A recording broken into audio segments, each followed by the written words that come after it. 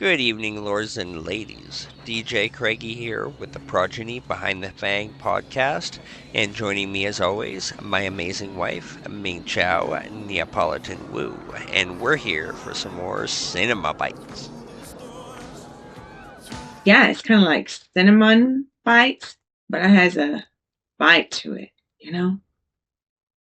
Well, baby, I've been thinking about vampire movies lately, and I have to say, The Lost Boys is hands down the best vampire film of all time, in my opinion. You don't say. What makes you say that? Well, for starters, the cast, incredible. You got Kiefer Sutherland as the ultimate bad boy vampire, David. His performance is just so iconic. Hmm. Well, it is true that Kiefer Sutherland is amazing in that role. Now, I didn't say handsome, I said amazing, ladies. Hey, we're almost there. What was that smell? Ah, that's the ocean air. Smells like someone died. Aw, honey, look, guys, I know the last year hasn't been easy, but I think you're really gonna like living in Santa And Clarita. is amazing in that role. Now, I didn't say handsome, I said amazing, ladies. That's because my husband's here. But what else, Craig? What else does this movie got going on? Well, here I go. The soundtrack is packed with 80s classics like Cry Little Sister, which many of you have all heard me play at many Progeny events. And People Are Strange. The music really sets a tone and makes the movie unforgettable. I love Cry Little Sister. That's a badass song. And Marilyn Manson does an epic remake of that. And People Are Strange. You got that right. But I guess I can't argue with that. Then the soundtrack is definitely a highlight. But what about the story, Craig? He's dead. Could we go back to Phoenix? Playing dead. And from what I heard, doing a damn good job of it, too. Dad! Oh, Dad. The story is fantastic. It's got the perfect blend of comedy, horror, and drama. You got the teenage angst, the family dynamics, and of course, the epic battle between the vampires and the humans. It's got it all. Oh, you mean just like Twilight, your favorite movie, Craig? Ooh, lovely. And let's not forget the setting. The fictional town of Santa Carla is very atmospheric. The boardwalk, the carnival, the creepy cave, it all adds to the movie's charm. And how about those maggot noodles, too? Yeah. You don't like rice? Tell me, Michael, how could a billion Chinese people be wrong? Come on.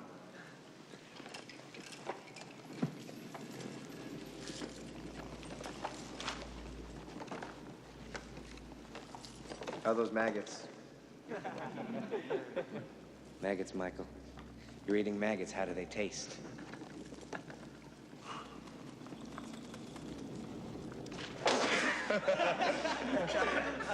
Leave him alone.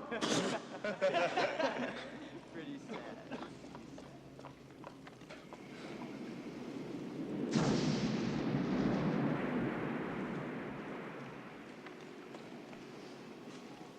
Sorry about that. No hard feelings, huh? And tell me, my wife, Santa Carla, what is the real name of that boardwalk? Santa Cruz Beach Boardwalk. Yes, great. And What did I exactly. win? Exactly. Right. Plus, the special effects and makeup were top notch for the time. Remember, this is done like the year I was born. The vampires look genuinely terrifying without relying on any CGI work. It's pretty awesome. I guess if you know what CGI is, what's CGI? Well, it's how everything looks amazing in movies today. Long story short. Okay, so I guess that's one of those things I could tell you, but I'd have to kill you. Okay. Hmm. But anyway, you and I have had this conversation before. That's a really great movie until they get to the parts where like the vampires look really corny. Like I don't like how big their fangs are, and they kind of just, yeah, it's not working for me. But let's talk about the fashion. The 80s style is very nostalgic, and it does add to the movie's unique vibe.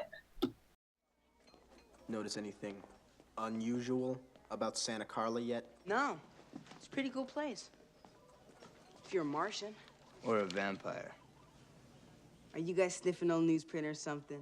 You think you really know what's happening around here, don't you? Well, I'll tell you something. You don't know shit, buddy. Yeah. You think we just work in a comic book store for our folks, huh? Actually, I thought it was a bakery. This is just our cover. We're dedicated to a higher purpose. We're fighters for truth, justice, and the American way. Right. Yeah, that's true. I gotta say. And The Lost Boys is a perfect time capsule for the 80s. It's got style, substance, and a whole lot of fun. That's why it's the best vampire film of all time. Many of you will agree, many of you will disagree. Let us know in the comments. My wife, how about you? What do you think?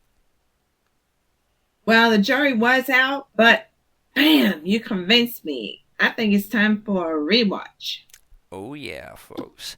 And before that, make sure you give this a like and subscribe and hit that bell for notifications for more epic movies coming Ding, ding, from ding. us. Hell yeah, more podcasts, you know it. Stay tuned this fall, y'all. Thanks for having us, everybody, and happy Halloween.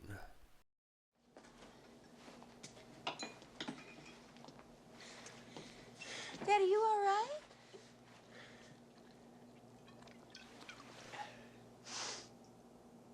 One thing about living in Santa Carla I never could stomach. All the damn vampires.